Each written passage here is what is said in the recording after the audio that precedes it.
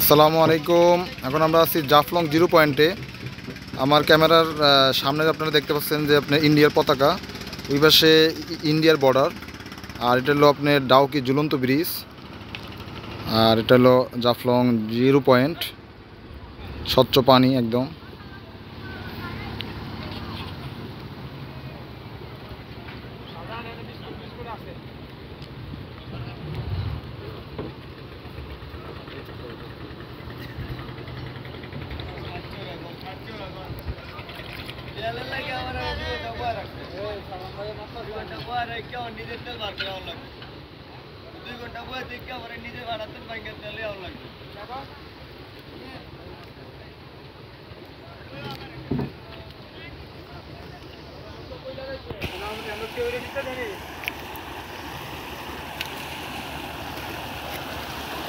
পাথরের ভিতর দিয়ে পানি বয়ে চলেছে।